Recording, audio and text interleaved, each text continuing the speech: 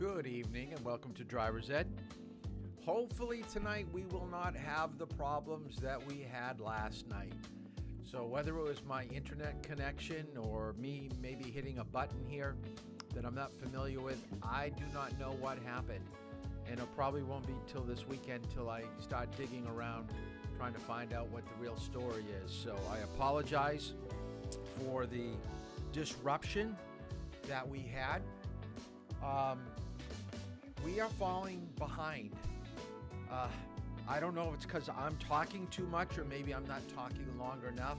I usually find an hour and 15 minutes is a good time to cut loose and give you some time to work on the worksheets. I have not received. Go to our Facebook page. I downloaded a PDF of Chapter 3 with questions that are more involved than the chapter review questions. The chapter review questions that you send to me are basically, it shows me that you did your reading. I can look through it really quick and know that you got the answers pretty much right, that you did read. The questions that are worksheets are really to give me a good gauge of how you're going to test out in the midterm and the final. And some of those questions will repeat themselves. So please continue to do your work. Remember, next week is wide open with availability to driving. And the other thing that I just realized, because I just look at my day and I know that today was the 20th, we're at the end of August.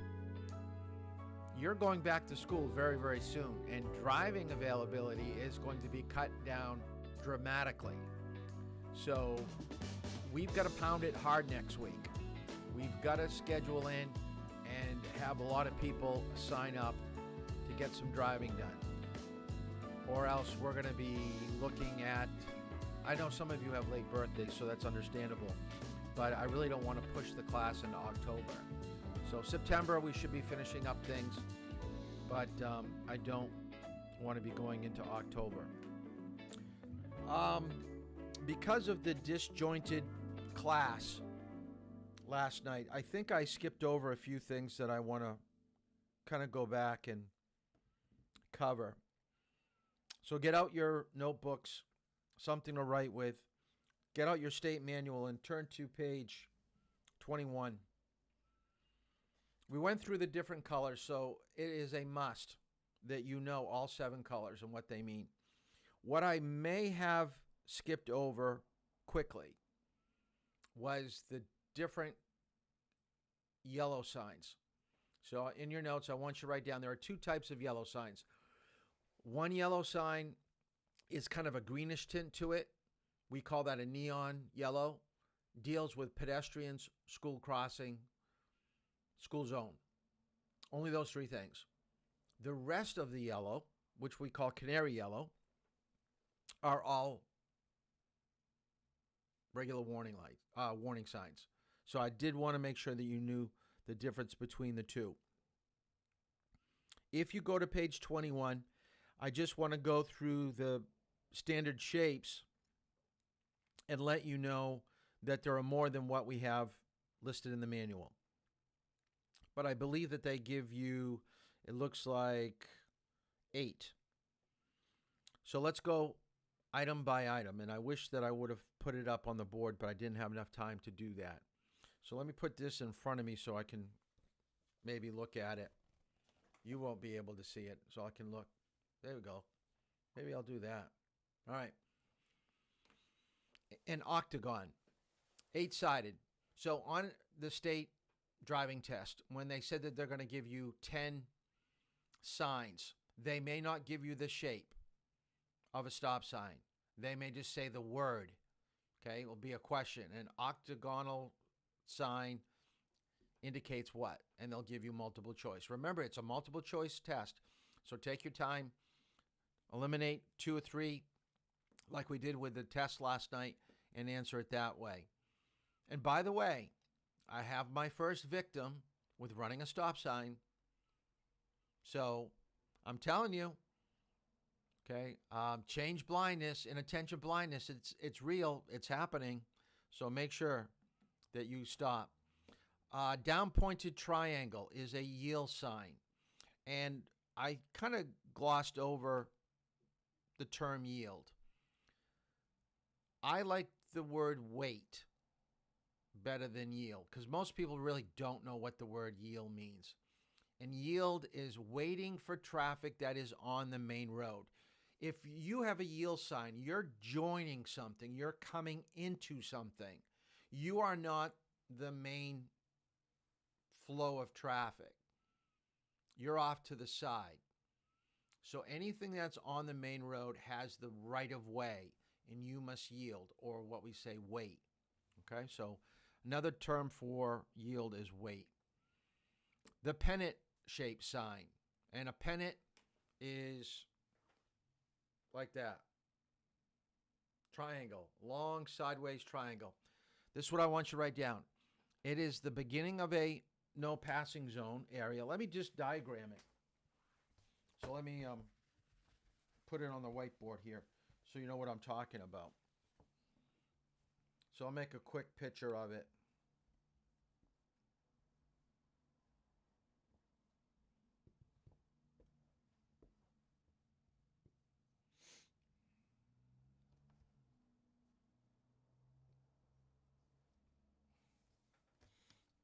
Okay, a pennant-shaped sign is always on the left side of the road.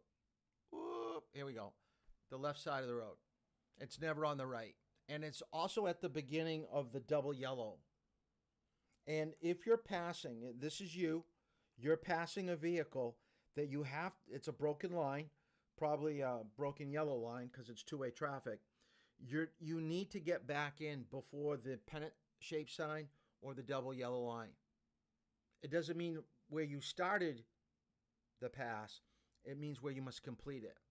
Because then the philosophy for a lot of people is as long as I have a dotted line, it doesn't matter whether I come way up here to get back in. Oh, yes, it does. The passing zone is from one area, and if we make a double yellow line down here, it's from one area to another area. So it all has to be done in this particular spot. So try not to push the limits of passing zones. So that's your pennant shape. Diamond, we don't have to go over because you all gave good examples of what that is. Rectangle traffic regulation sign would be, long white speed limit signs. That'd be a rectangle regulation. Sideways, okay, rectangle would be direction or guidance. Those are the big green signs that we see on the highway. Pentagon, 5 sides. Penta means 5, and I'll diagram it. So it looks like a house. Never mind my drawing. Okay, pennant. Okay. Now, you have 2 pennant signs. One is school crossing, school zone.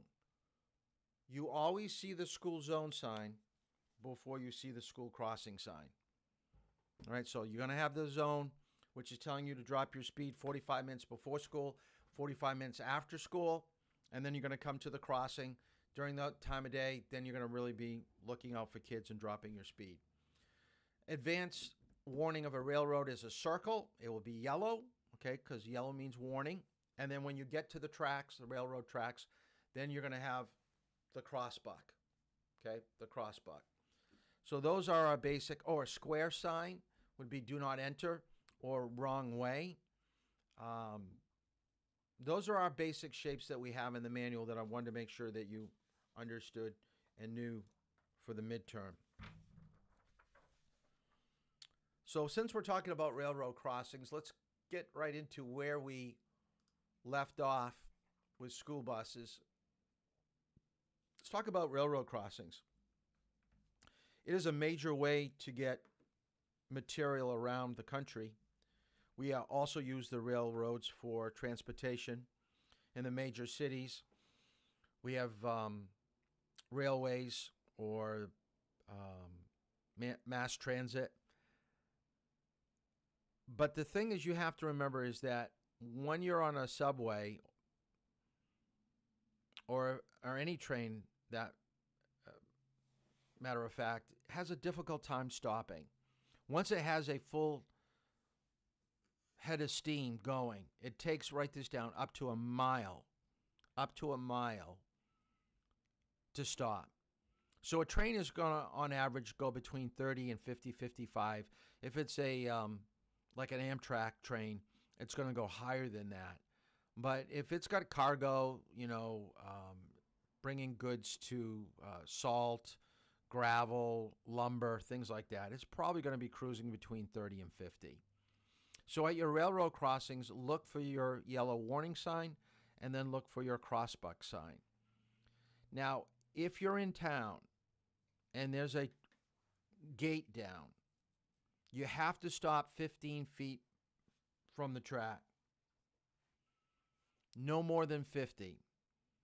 I'm more concerned about the 15 than I am the 50. If you're closer than 15, there's a chance that if the train derails, it's going to flip over. Most derailments happen at roadways. They don't happen on their way in the middle of the wilderness. It's basically when there's cars and pavement and it's uneven and the tracks start to get a little bit loose because of all the wear and tear. That's where derailment happens. That's why it's 15 feet. No more than 50, they're afraid that people will see you stopped and they'll try to pass, get around you, and then not stop at the arm. And also, railroad tracks that have that 2 tracks is going to be an indicator that you could have an active train coming from the opposite direction. I knew a story where a person was jogging with headphones on, and as the train was going by, the gate was starting to lift up, and he decided he was going to run across behind the train. Little did he know that there was a train coming from the opposite direction and hit him instantly, and he was killed.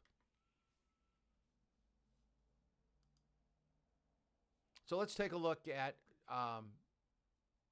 here's a news article. Let me show the news article first. Oh, Lord, have mercy. Terror at a school bus stop in Tampa this morning. I didn't know. The first train car northbound is on fire. We have multiple injuries. 600,000-ton train that could be barreling down and hitting you. We hit a big truck. We're on the ground. It's a horrifying experience. Oh my God! Oh my God! Oh!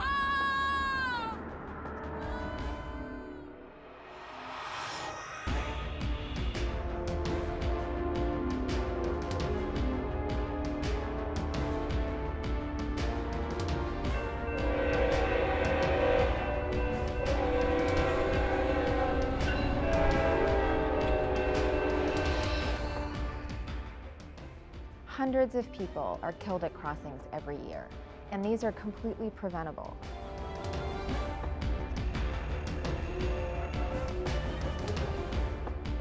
One of the ways we can prevent these accidents is for the public to do their job. The emergency notification system provides motorists or pedestrians with a phone number that they can call, and then we'll be able to stop train traffic that's heading in that direction.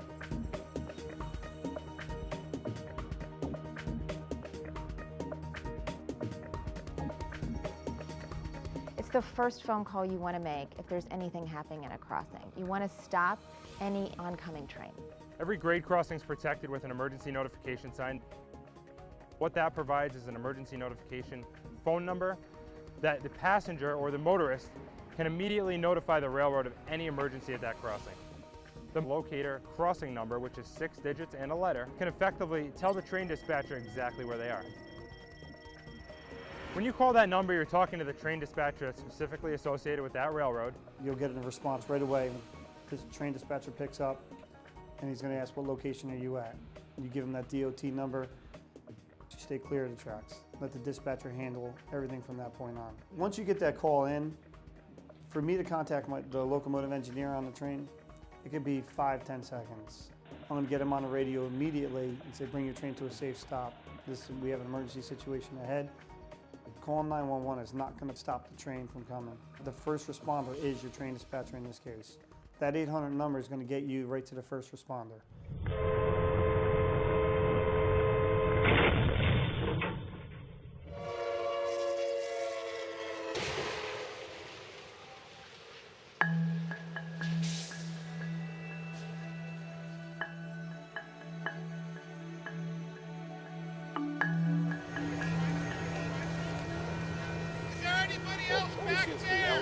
safe. Unfortunately, far too often people get complacent around railroad tracks. That's really a recipe for harm or disaster. If you're towing a vehicle, if you're a fire engine responding to an emergency situation, you still need to let the railroad know that you're in that space, that you are close to the tracks or you're on the tracks. The ENS sign can be located in many places, either on the crossbuck, directly at the crossing, or on the silver box, which is usually located adjacent to the crossing.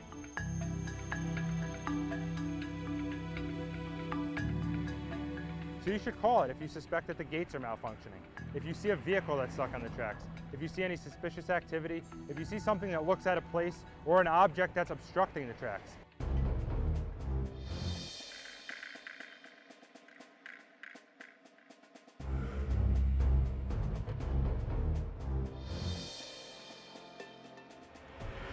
As soon as your vehicle is stuck on the tracks and the crossing is activated, you need to get away from that vehicle as soon as possible and run at a 45-degree angle towards the train.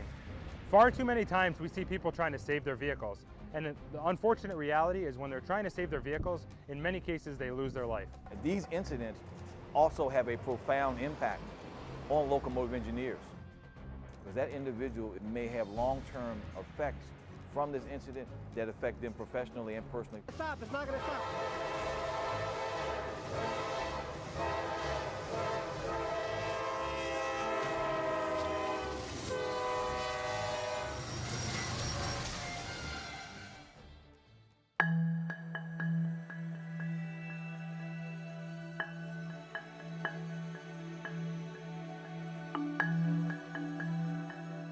If something happens and you are stuck on the grade crossing, the first thing you want to do is get your car off. So just drive through the gate. The gates are meant to break away, and so you will be able to get to the other side. You never want to be stuck at a crossing. So don't try to get over the crossing until you know you can get to the other side. Don't be stuck in traffic and sitting on a grade crossing, on a railroad crossing, in the path of a train.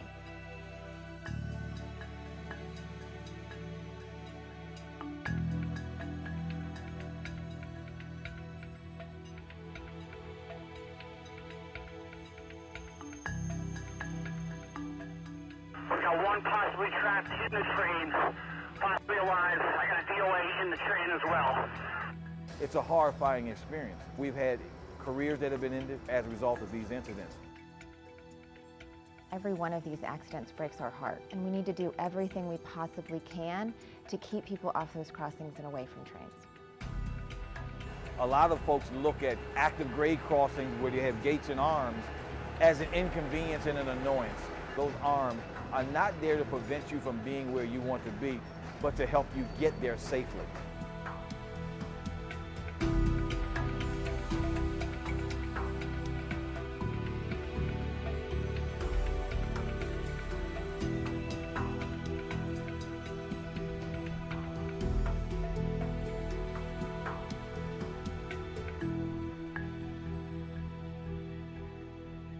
So hopefully that provides you some safety tips with dealing with railroad crossings. If the gates come down and there's no train, or if someone is stuck, you will find, if you read the news or watch the news on TV for any period of time over a couple weeks or a month, you will see how often, you think this is crazy, but it happens more often than you'd think, that people are having issues with trains. And think about it. A train can only go in two directions. It can go forward and it can go backwards. But once it starts moving, it's very hard to stop and go backwards.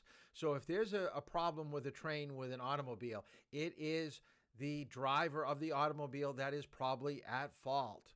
So take every precaution. And the other problem that I didn't mention earlier is that sometimes a train on some of these back roads, rural roads, aren't going to have gates, but there will be stop signs. And what happens is that a young person will see the train coming and they're thinking, oh, if I just speed up, I'll run the stop sign and I'll make it past the train. Well, sometimes it works, sometimes it doesn't. Because if you misgauge how fast the train is coming and then you have to brake, you may not have enough time and distance, and you're going to run right into the beginning part of the train. And that happens every so often.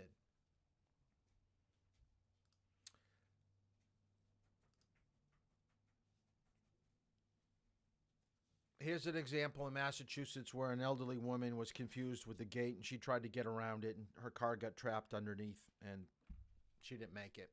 So that was driver error. Right away, we kind of talked about when I told you that yield, another word for yield is to wait, but the law doesn't give anyone the right of way. It only says who must wait. So generally at an intersection with no traffic control, sign or signal, the vehicle on the right has the right of way.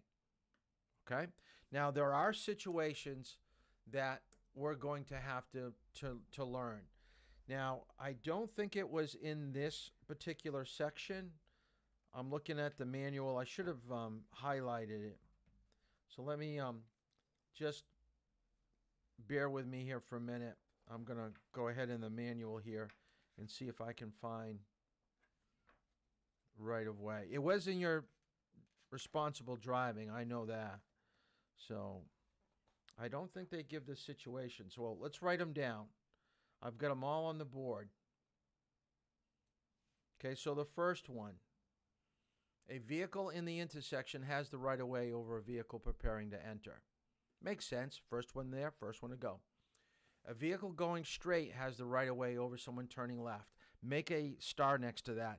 This is where a lot of people are having some major issues. They think because they've got a green light and they're turning left that they can just make that left-hand turn. That is incorrect. If a car is going straight, they have the right of way over you. Oh, page 14. Just found it. 3, emergency vehicles responding to an alarm. Now, if they don't have their sirens going, if they don't have their lights going, they're just like any other vehicle. So make sure that you understand that. Pedestrians in a crosswalk on either side. I had someone 2 days ago, I think it was from my last class. I was not happy.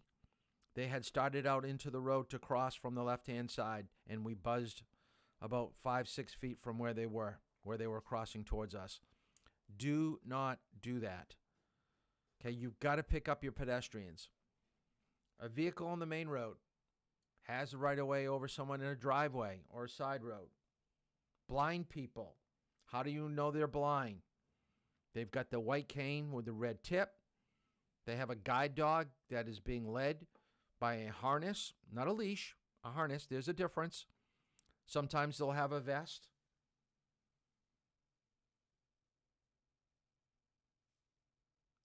Drivers reaching the intersection first and stopping. And I'm looking at the manual on page 14. Funerals. Make sure you write that down. Drivers should allow vehicles that have their headlights on. Now, some funeral homes are putting purple flags in your notes. Purple flags indicate, on a car, indicate funeral procession. And from the manual, they also talk about pedestrians, bicyclists, and any other drivers who are still in the intersection. Let them through. You can't crowd people. And crowding the roadway is a problem with right-of-way. So make sure you highlight yielding right-of-way in the manual, section 5. Okay, you had that in your reading a couple nights ago.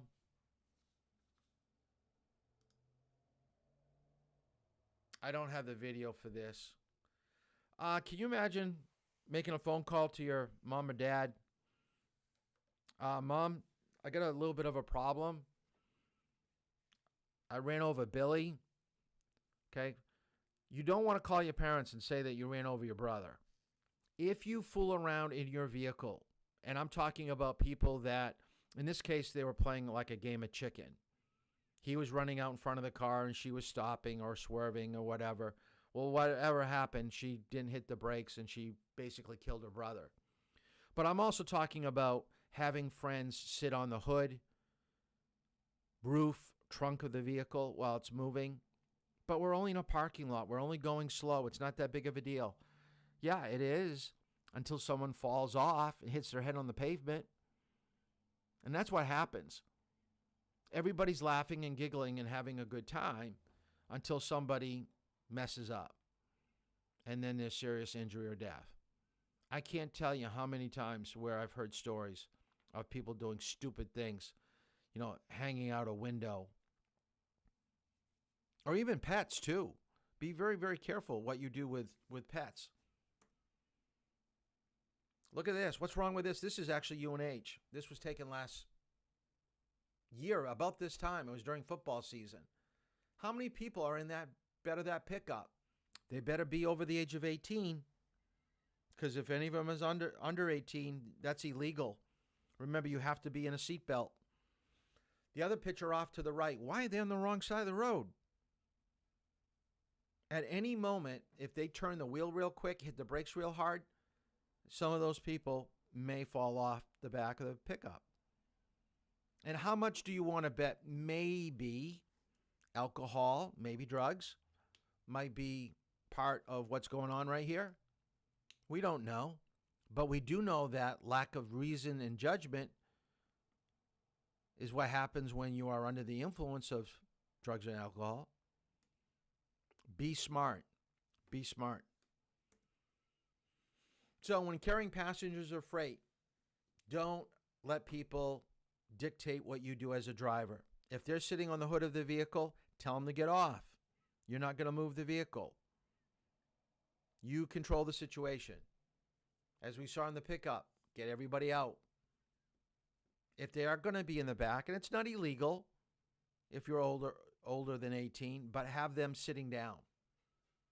Don't carry anything on the left side of the vehicle. When we're talking about like lumber, and if you do have something sticking out on the right side, make sure it's about 6 inches or less, just in case you get really close to somebody, like on a highway. 6 inches is pretty close. Don't have more than 3 people in the front seat. Don't ride in a house trailer, utility trailer. So that's like where you're going to the dump with. And the word tethered, so dogs must be tethered.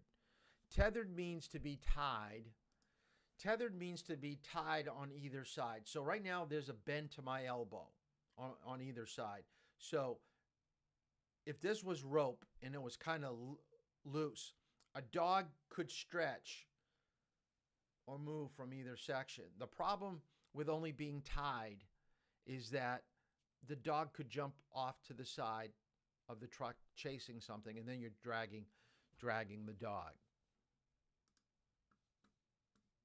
And that is where we were supposed to end from last night. So let's kind of get into what we're going to talk about tonight. And I didn't give you any homework, but I do want you to do Chapter 12, do the questions and responsible driving. The old manual, which I love the setup of the old manual, much better than this new one. Even though I got the new one last year in like November, December, I'm still getting used to the layout. In the old manual, they had the section on stopping before they had the section on speed.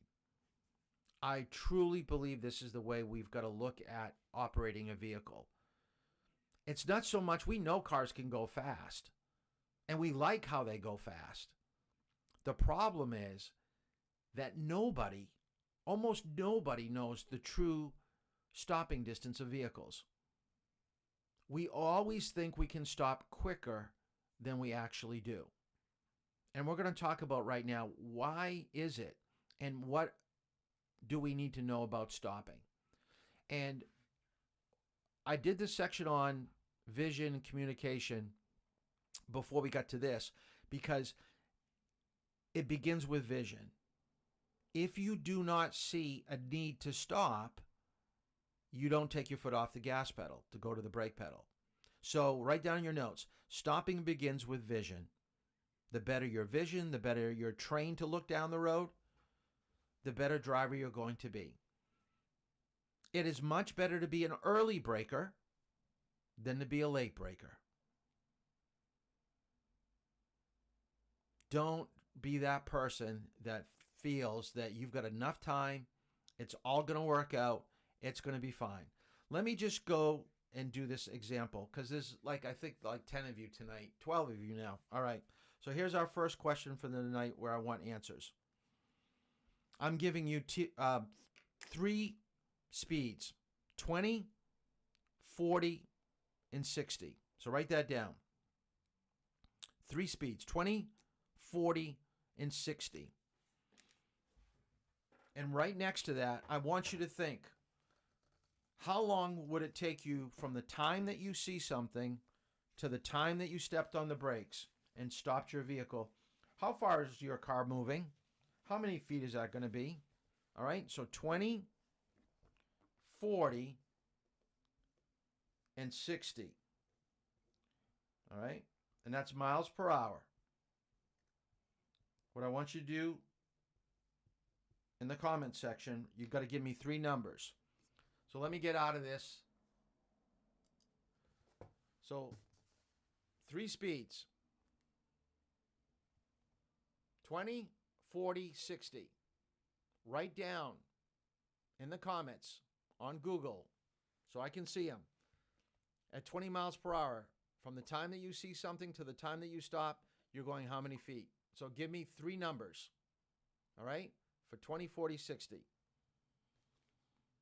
I'll put the correct answers on here. All right? So let's do it.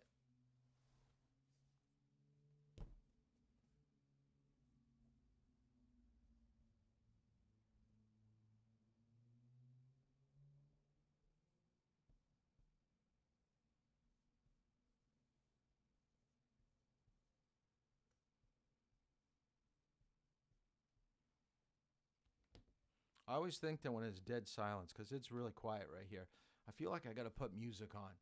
I love music. I always think that while I'm waiting, I should have something going on.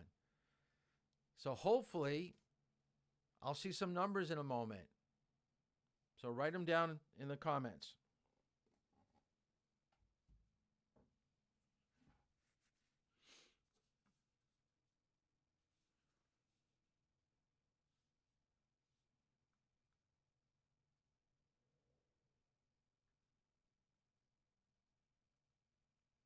While we're doing that, I want to show you the first video and why distance really matters. This might even help you with one of the answers. So let's watch this.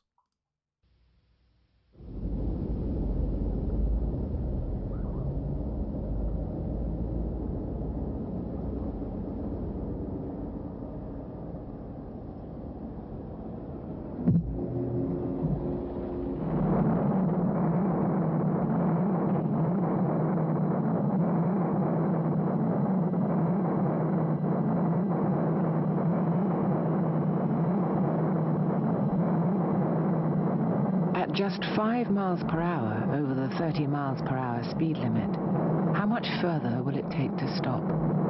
1 foot, 2 feet, 3 feet, 4 feet, 5 feet, 6 feet, 7 feet, 8 feet, 9 feet, 10 feet, 11 feet, 12 feet, 13 feet, 14 feet, 15 feet, 16 feet, 17 feet, 18 feet, 19 feet, 20 feet,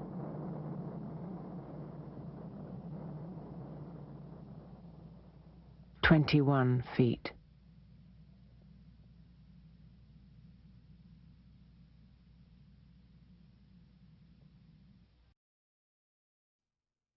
Okay, that was an older video. So 21 feet, tires, weather, road surface, all that has something to come into play. But for the average person, okay, the average driver with good brakes, from the time that they see something, so they're going to be going forward from the time that they see something, they're going from the gas to the brake. Within that, like quarter of a second or 3/4 of a second or a second, the car is going a distance before they hit the brake and now slowing down. So we've got to have, there are 2 terms. There's reaction distance and then braking distance. and we have to add up your reaction distance and your braking distance. So at 20 miles per hour, this is going to freak you out. At 20 miles per hour, from the time you see something to the time you stop, you go basically 47 feet. From the time, let's go this way. From the time you see something till you stop the car at 40 miles per hour, you go 149. That's half of a football field at 40 miles per hour. And on the highway, you go the length of a football field, 366 feet. Look at the answers that everybody wrote down. You all think that you could stop super fast. I don't want to put anybody on the spot, but we got numbers that are like 50 at 40 miles per hour. Some of them got 30, 40, 50 miles per hour. Do you know what 30 feet is? 30 feet is 3 car lengths. Lining up 3 cars in a row. That's super close. That's super close at 40 miles per hour. It takes a long time to stop a vehicle. So you can see that we're all misguided on what we think it takes to stop a car to actually stop a car.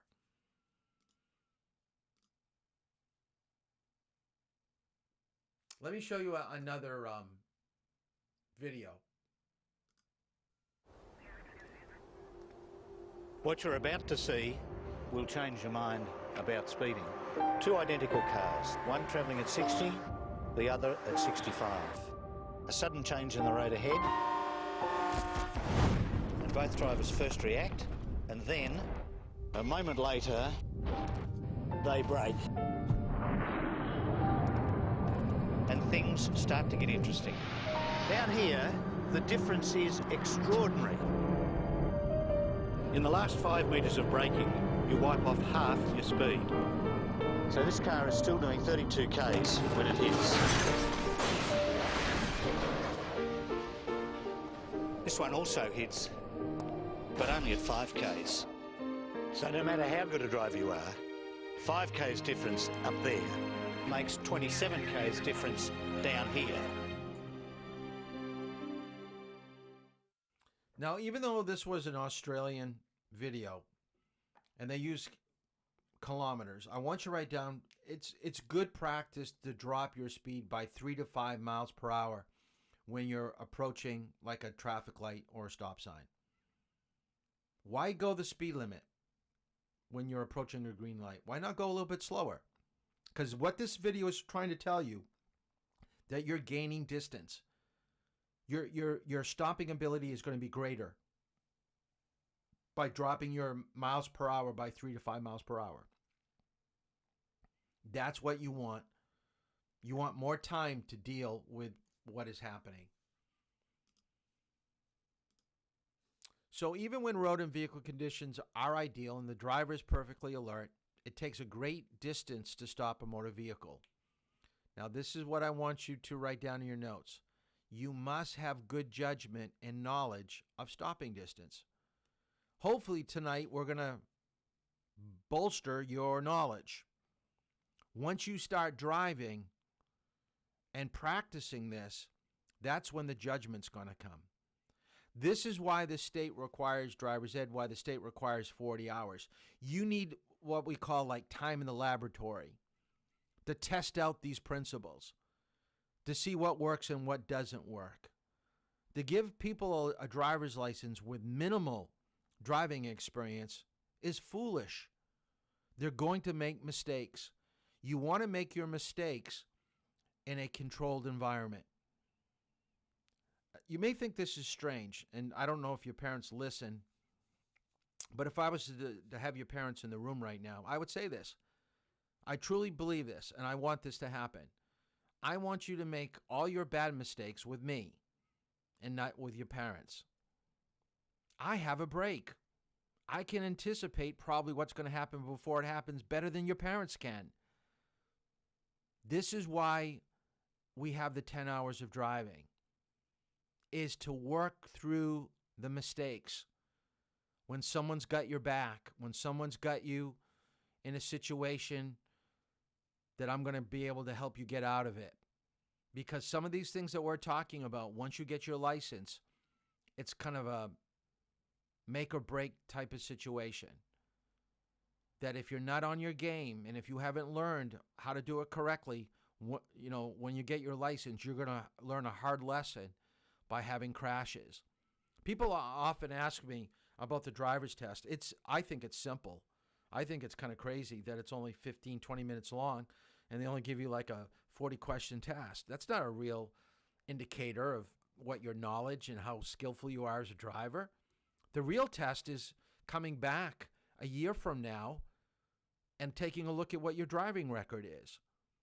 Do you have any speeding tickets, moving violations? Do you have any crashes?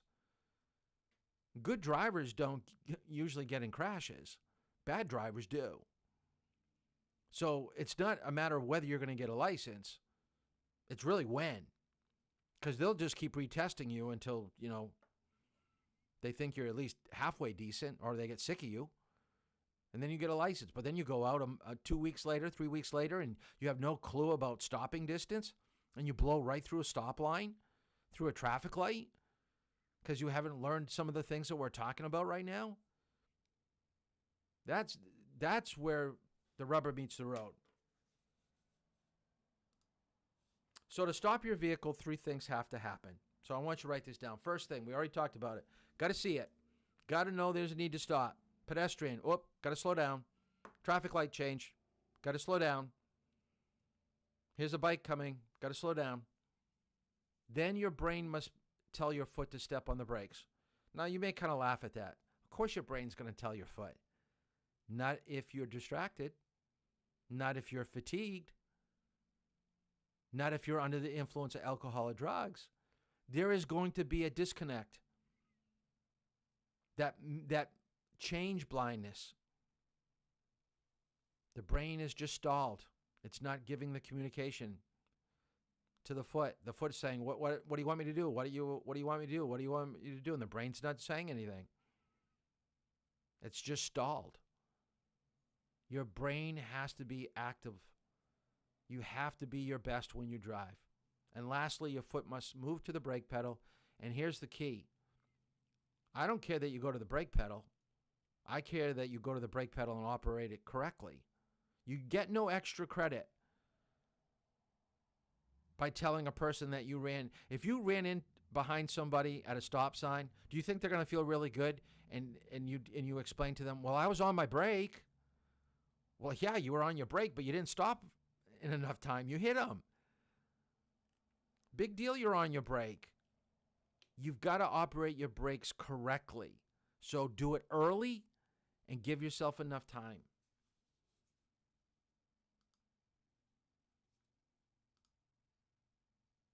These are more videos that I don't use all the time. Okay, here's some definitions. And I'll try to leave them up on here. Remember, you could go back and I think this is also in the manual. Okay? Yeah, it's on page 15. I think so, page 15. So write that down. So if I go too fast, go back to 15. The time it takes from the moment you see the danger until you step on the brake is called reaction time. The distance your vehicle has traveled during this period is called reaction distance. So this deals with you. This deals with how smart of a driver are you, how good your vision is, how good your reflexes are, getting from the gas to the brake. And usually it takes about 3/4 of a second for an average driver. Maybe a little bit quicker for people that are younger, a little bit slower for people that are older or distracted. So reaction time, reaction distance. Now, vehicle reaction is braking time, and that's the time it takes for the brakes and the friction between the road and the tires to stop the vehicle. Braking distance is the distance your vehicle travels during this period of time. I will tell you from the old manual, they used to indicate that for every 10 miles per hour you're traveling, your reaction distance is about 11 feet per 10 miles per hour. So if you're going 30 miles per hour, from the time that you go from the gas to the brake, you've gone 33 feet. 33 feet at 30 miles per hour going from the gas pedal to the brake pedal. Once you hit the brake pedal, now braking distance starts to take place. This is why you've got that long distance at 40 miles per hour being 149 feet. because 44 feet is just going from the gas to the brake. And a little over 100 feet and some odd change is what your car is doing. Now, let's talk about your vehicle. So the first half of the equation is you. The second part of this equation is your vehicle. So let's talk about your vehicle. What is the road surface like? What is your brakes like? What are your tires like? What is the weather? There are multiple factors where you could stop earlier or later. A lot of these graphs and a lot of these numbers, even the numbers that I gave you, there will be some fluctuation. But I wanted to give you a roundabout ballpark figure of what those numbers would be. All right? But one of the most important things, and I want you to write this down, when it comes to driving and safety, besides, we're talking about the vehicle now, not seat belts like we talked about, but are your tires. Please do not skimp on purchasing tires. It makes for a more controlled turn and traction. And now that we're talking about this, it has a major factor in stopping. So don't skip on tires. And when they do get worn, replace them. And did you know the only reason that you have grooves in your tires is because of weather?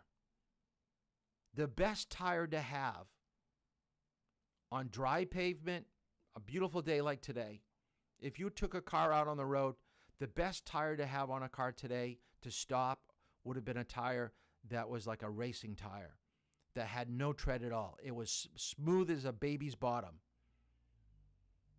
No tread at all, because there's more rubber in contact with the roadway. So the only reason why we have grooves in a tire is dirt, slush, snow, rain, because it pushes some of these things away from our tire to at least give us a little bit of a grip. Now I'm going to show you something here. It's actually my hard drive, but it's about the size. Let me show you this. See that? See how it's about the size of my palm, maybe a little bit bigger? When your tire is gripping the roadway, you only have 4 squares like this gripping the road. It's about this size. So next time you're going 60, 70, 80 miles per hour, think of only 4 little areas like this gripping the road. That's what's keeping you on the road.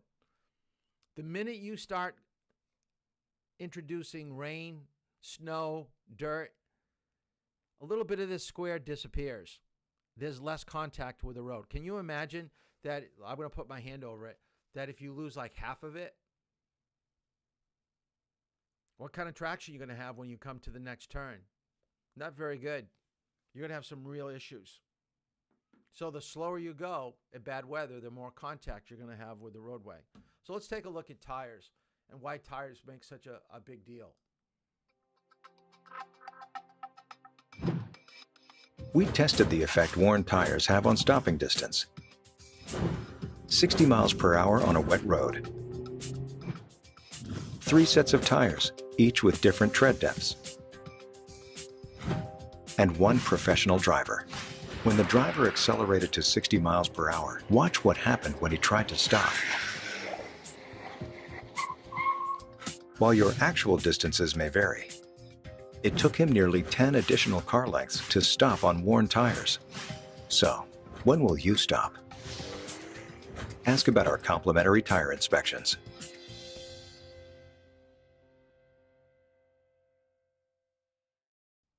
So I thought that was pretty interesting. It makes a big difference.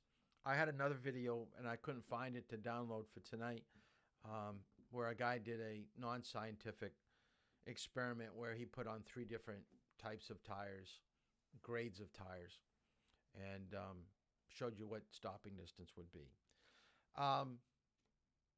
Just for giggles, all right, just to see what the class is like. What I want you to do right now is to write down in the comments whether you have been in a vehicle going close to 100 miles per hour. All right? Usually if I had you in class, let me just see how many people are watching. We got 13 people viewing right now. I am going to say there's probably at least 8 of you, 7 or 8 of you that have been in a car going close to 100 miles per hour. So in the comments, I'm not asking who was driving. I just want to know, have you been in a car close to 100 miles per hour? Just put it in the comments. We'll see how many people have been going that fast. And while I wait to see what you put down for an answer, maybe you don't, well, I'll just let it go. Hopefully everybody was at a seatbelt. Hopefully people were someplace where it was somewhat legal, like you could have been over in Europe on the Autobahn. Maybe you were on a racetrack and they let you take out your vehicle and go that fast. But our roads in the United States aren't built for super high speeds at 100 miles per hour. I think the fastest you'll find probably in this area is probably around 80. Okay, 80 miles per hour. Maybe a few places a little bit higher, but 65, 70. So look at that. Yes, yes, yes, yes. Yes, yes. Look how many yeses. Look how many yeses. I was actually a little bit low. I think I should have gone a little bit higher. Now, if we had you in class, you don't have to answer this, but how many of you felt uncomfortable? How many of you felt like the driver didn't have? And by the way, you've got to remember, once you become a licensed driver, and you may be one that will want to test your vehicle and see how fast it goes, you're responsible for everybody in your vehicle. So if you've got people that don't feel comfortable with the speed that you're going, you should go slower. It's just not your life that you're playing with. You're playing with everybody else's. And you cannot always know for sure whether something like an animal may come out, may have a blowout. There's so many things that can go wrong. I'm not adverse to people going fast, but it has to be someplace where it's legal and where it is safe. Doing it on some of these back roads on 108, 155 that's built for 40 miles per hour, 50 miles per hour, and doubling that speed is insane. It's insane. You're playing with fire. Now, a lot of people will come up to me when they find out that I'm a driving instructor, and they say, how in the world do you do what you do? Aren't you petrified with students that are learning to drive? Yeah, some days it can get a little bit crazy, a little bit scary, but I do have a brake on my side, so I can make the car go slower. But there are days my heart rate goes a little bit fast because some of you are taking your turns too fast or you're not staying in your lane quite right. So you may think that you have control of the car, but I basically know that you don't. Okay? That's the thing. We have a false sense when we learn to drive. And so have you ever, this is a good example. I love this example. Have you ever heard someone sing before and you're going, oh my goodness, that's not very good. Yet the person claims that they're a great singer. We have this misconception of what our skill level is when it especially comes to driving, just like singing, okay? Someone that is a trained vocal coach, someone that is a driving instructor has a better gauge of whether you are safe or not than you do. Just because something is not happening negative doesn't mean it won't happen at some point down the road. Okay, so let me show you this one of my favorite videos about how being safe can actually change when you know some information. So let's watch this. Oh, wow. Yeah. Nice and easy. Just head on out and whenever you're ready. Are you ready to go ahead and drive? Okay. Yeah, sure. Oh, whoa.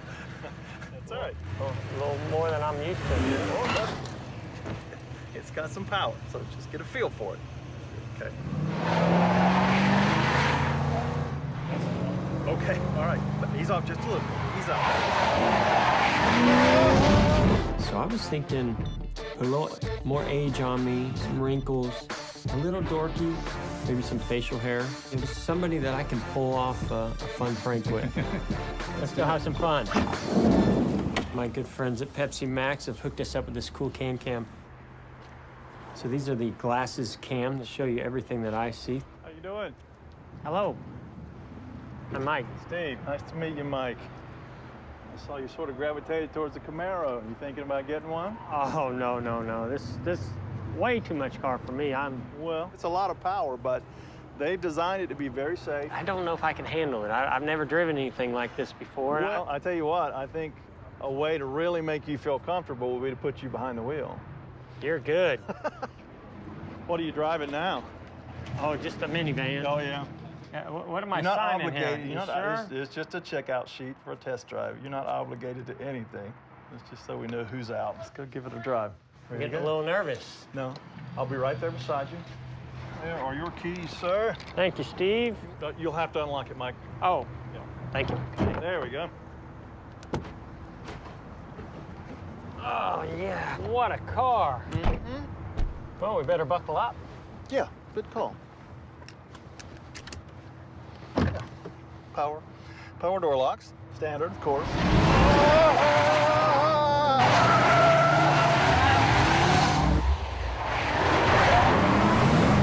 You are liable for any damages to the vehicle, so please stop the car, or at least slow down. Slow down. Slow down. You can't go through that gate, Mike. Stop! Stop! I'm gonna get you.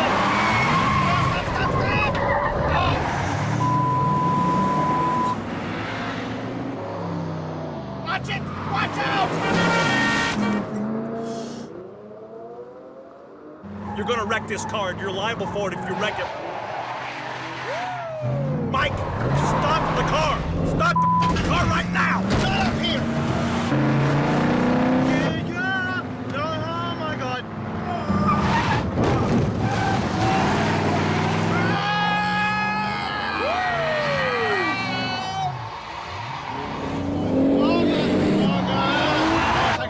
Just take us back. Oh, no. You all right over there, Steve? Oh, you're an idiot. I'm gonna kill you. Oh, stop.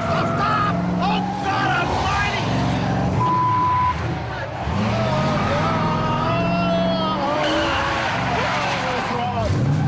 Oh, God damn. Woo! Yeah! Who the f do you think you are? What do you mean? I'm calling the cops. No, you don't understand. It's not what you think. It's not what you think. No, it's just a prank. We're just having fun. Look, this is a camera. Here's a camera. There's cameras. Look, it was all just fun. Look, I'm Jeff Gordon.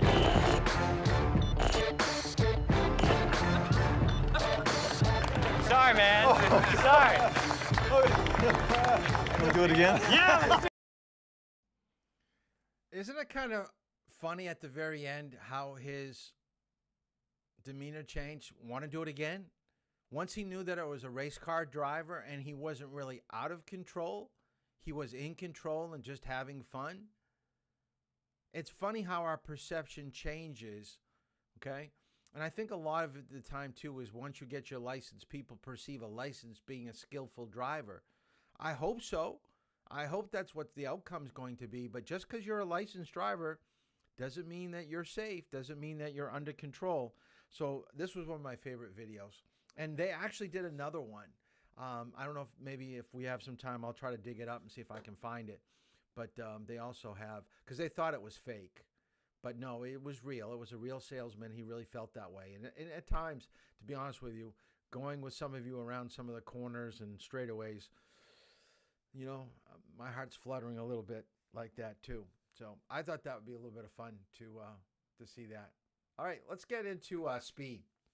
So is going the speed limit always the safest speed to travel? And the answer to that is actually no. Okay? There are different factors that have to come into play with speed. So we need to know who's in control. So there are two ways to look at this. So I want you to understand that when you're driving, you have to have control of the vehicle. So we're talking about the three devices. We're talking about our brake pedal, our accelerator, and our steering. All three have to work in conjunction with one another. That is the true essence of complete control of the vehicle. Now, to take it beyond that, now we're talking about normal driving. What is going to happen when something bad happens out in the roadway? Do you have enough skill to handle the blowout? Do you have enough skill to handle the power steering that's going out? Do you have enough skill to handle the deer that just ran out in front of you? So the slower that you go with these controls, the gas and the brake, the easier it is to steer and get out of trouble. The faster that you go, the less time, less distance, and the more accurate you're going to have to be to get out of a bad situation. A lot of people ask me, Mr. Toll, how come we don't go to the highway right off? Why don't, you take me out on the highway second, third, fourth time out? I need to know that you have basic control of the vehicle at 30, 35, 40 miles per hour before we start making lane changes, merges on a highway. Makes no sense if you're having issues at lower speeds to put you on a situation where you're going at higher speeds. You just make a bigger mistake. So what are some of the factors? And really, this is what I was saying earlier. Stopping and speed are like the yin and yang of one another. They're the total, opposite. Faster, slower. But yet, the contributing factors are the same. Just like we said, to go faster, if you're on the brake pedal, let go of the brake pedal. To go slower and you're on the gas pedal, let go of the gas pedal. Each pedal allows you to do the opposite thing. So the same thing that what has a factor in braking also has a factor in your speed. So road conditions, how curvy the road is, slippery, bumpy roads call for lower speeds. How well you can see. Are you driving at night? Is it raining, fog, snow, intersection, hills, curves, parked vehicles? Anytime you start putting negatives, things that are not ideal, you should always go slower. Then, of course, depending on where you live, I always laugh at some of my counterparts that teach driver's ed that live way up north. I go, you've got it easy teaching driver's ed way up in Berlin and North Conway.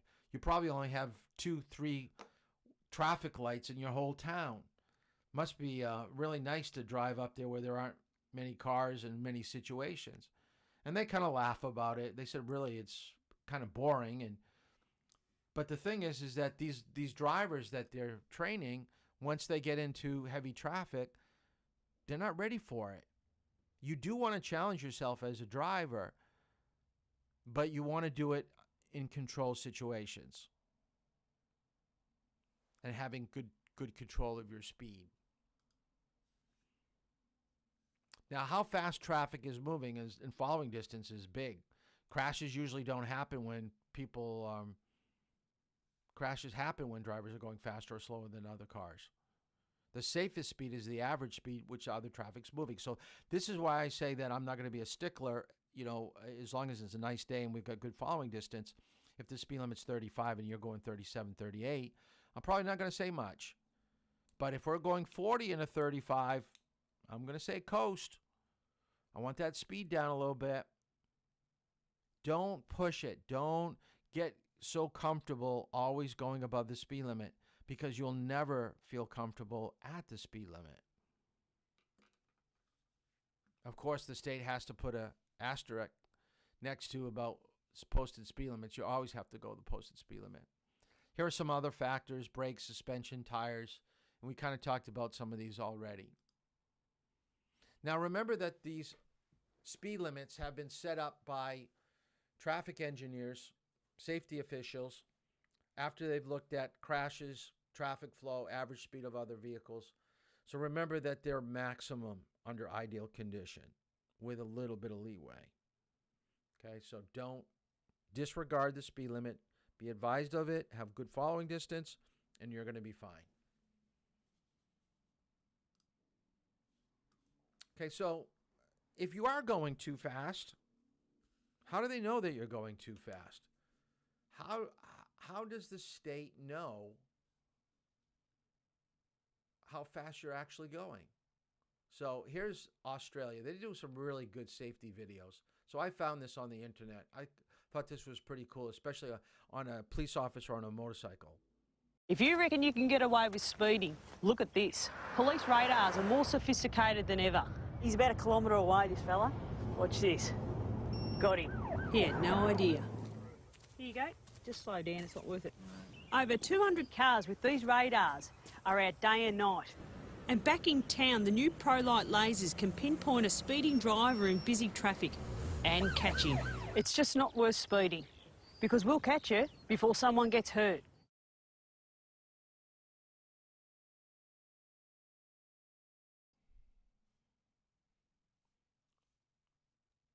Why did it go back to the beginning?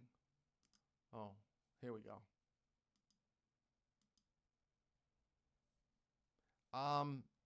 There are, I showed you the red light runners.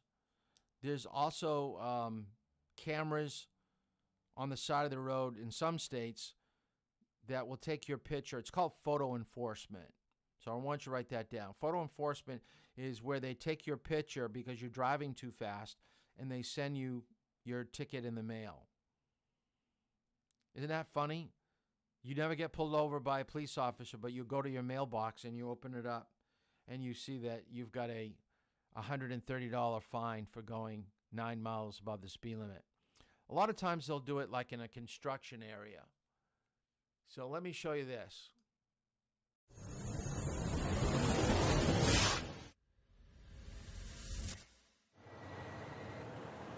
We've had this van for 2.5 years. They recently, at the beginning of August, just installed better cameras in the front and the rear. They're 12 megapixel cameras now. The old ones used to be 2 megapixels, so the images are way better. There's a lot of criteria that have to be met with the van. The speed limit signs have to say 45 miles an hour, and it's a $375 minimum fine. There have to be the speed photo enforcement signage out here as well that says that there's a photo van out here that's enforcing the speed. And then there has to be construction workers in the area. As you can see, the van is fully marked Illinois State Police photo enforcement van. There's no hiding about it. It's totally marked, okay? On the top there, it's a warning radar up on top. It's not the speed that's the enforcement speed, it's the warning speed. So if they don't see that sign, then they get hit with the other radar, which is the actual enforcement radar. It's not a standalone thing. We can't just set the van out here unmanned and just let it run by itself all day long. We still have to visually observe the vehicles traveling towards the van. With any type of radar system, the first thing we have to do is we have to make a visual observation of a vehicle traveling at a high rate of speed coming towards the van. We visually observe that, and we say, hey, that vehicle's traveling faster than it should be. The radar goes ahead and it confirms what our observations were. This one takes a picture of the face of the driver, the front of the car, tells the front camera in so many seconds it's going to be passing by. Shoot a picture of the rear of the vehicle so we can capture the license plate. We actually do a photo review. So what we do is when the company will send us back the images of the vehicles when we were out deploying, they'll actually send us the images back. And what we do is set 2 computers up. We have access to the digital photos on your Illinois driver's license, and we'll take that person's image with their registration information and compare it to the person driving the vehicle. If those 2 pictures match up, we say go ahead and approve the citation and send it out. If they don't match up, if it's somebody else driving the vehicle, we don't send the citations out. There's a huge misconception that we're just out here to make money, that the state police is out here just as a money maker. It's not. We're out here to save the construction workers' lives. 45 is 45. I mean, it's black and white. There's no ifs, ands, or buts about it. And if you don't want to receive a citation, then stay to the right and do 45, you know.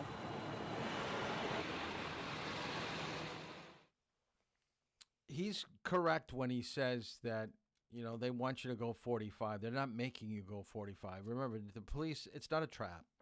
There are no such thing as speed traps. Okay, you're doing something, you're trying to get away with it. You're upset because the police are just around the corner in the bushes. Come on, okay? They're not making you go 10, 15 miles above the speed limit. It's funny how people buy radar detectors. And by the way, radar detectors only work if the police officer has set his radar on and he's just waiting for people to come down the road. Of course, your radar detector in your car is going to go crazy. Lights are flashing, making funny noises. And of course, you're going to go slower because you know that there's a police officer up ahead. But the smart police officer doesn't turn his radar gun on. Doesn't turn his radar on. He waits till you come around a corner and he visually sees that you look like you're going faster than you should. Then he turns it on. Within an instant, he's got you locked in. Within an instant, your radar detector is going crazy inside your vehicle. It's too late. You can't slow down. And now you've got a ticket. And by the way, write this down. In some states, it's illegal. It's illegal to have a radar detector. I think Connecticut still is one of those states. So if they find it inside your vehicle, you get another citation. So the way that we patrol in New Hampshire is we have radar detectors, lasers, and we have aircraft. They actually will patrol by air above the major roadways we have in New Hampshire. So the Spalding Turnpike, Route 101, 95, 93, 89 are all situations where they're going to have some type of aircraft, usually on weekends, holidays, special occasions like race day at Loudon, and they're patrolling by air to see if you're going too fast. But let's take a look at the radar gun, a little bit a closer look. Let's see if this is the next. Hi, I'm Bo Babkin. We're coming to you from the Cottonwood Heights Police Department in Utah. The next question is, how does a radar gun work, or how does radar work? There's two different types of radar in our world right now, and there are others, but the two I'll talk about is, one is regular radar, which is a frequency-based type of radar, and then we have LiDAR, which is laser, which is the acuity of a laser radar gun is pretty close to being perfect. I mean, you can, from many, many hundreds of feet, you can put a laser on the front of a license plate and measure how fast somebody's going, as opposed to the other one I talked about briefly before, and that's the regular radar, or the frequency radar, where it sends out a frequency and it calculates how fast somebody's going. Sometimes, or most of the time, an officer will be standing stationary, and that machine will measure the speed of a vehicle and how fast it's going. There are other situations where we can measure the speed of a vehicle as well when a patrol car or a police car is going in one direction and a car is coming in the other direction. That machine that's being used is measuring the speed of the actual vehicle that's going to measure it and measuring the speed of the vehicle coming towards. So it's really quite a machine, and I know we don't have enough time to really explain all of it, but I know they work very well, one on frequency, one on laser beam, if you will.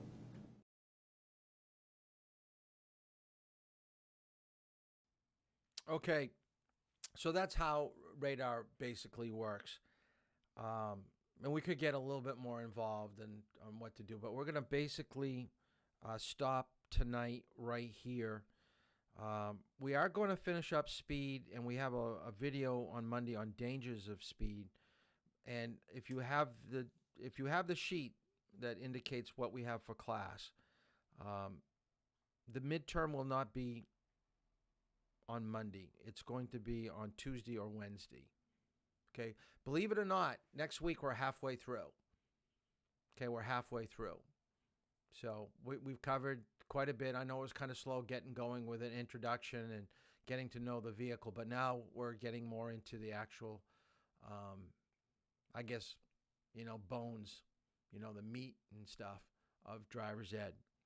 I do want to mention, since I have you all looking, I have 3 openings that I'm trying to fill. So please, if you have Friday at 1, so tomorrow at 1 I have open, and then Monday at 8 in the morning and 3 in the afternoon. I am looking for drivers, and that will fill up my next 3 or 4 days of driving. And that would really help me out a lot if people would text me after class tonight to do that. So we're going to finish up on speed. We're going to also have turning. We skipped over the section on turning this week because I couldn't get to it. That will be part of Monday's class. So really there isn't a whole lot if you haven't done chapter 12. Or remember, you've got to do that handout, chapter 3 from Facebook. Go to that, do that. And study, okay, because we've done a lot of reading. There's a lot of information here, so I want to kind of get a gauge of what you know, what you don't know. Also, once you have sent me in all your chapters, questions, I'm going to send you an answer key because I haven't sent back what they look like, what you've got right or wrong, so you'll be able to match up with what you've got. Ben, okay, Ben's just got it. Ben's got 3. So Ben, 3 o'clock's taken. So we'll do that. So I'll send you out an answer key so you can correct what you've sent to me. So I've got 8 o'clock and Friday, tomorrow at 1. So that's it for tonight. I'm so happy that we didn't have any glitches with the internet or me hitting the wrong buttons. So, and we'll see a lot of you in the next couple days driving. So college students are back in town. Will be a challenge. So let's have some fun. Let's really learn how to drive. See you on Monday. Have a good night. Bye.